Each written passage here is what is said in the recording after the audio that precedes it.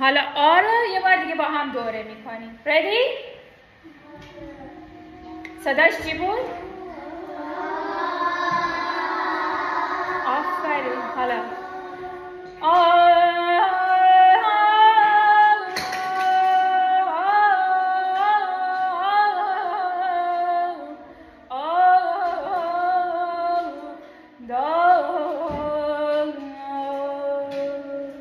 همش آ داره. ببین شما با من میتونید بگی؟ ردی؟ ببینم کی میتونه بگه.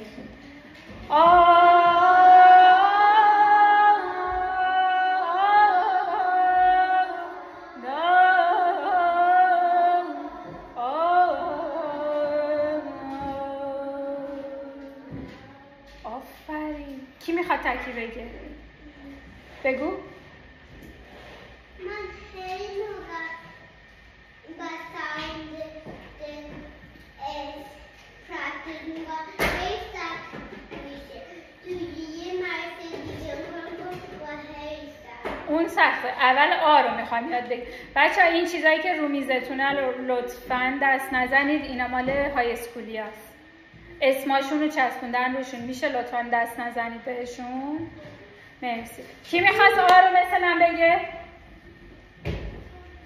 سلنا بگو. نیکا بگو.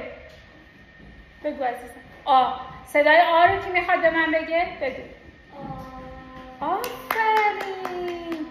آفرین. بگو عزیزم. مرسی. بگو دیبا. آفرین. سلنا. مهدیا. بگو. آفرین نیکی. دستش نزن لطفا. بگو خوشگلم. بگو عزیزم. آیدن بگو.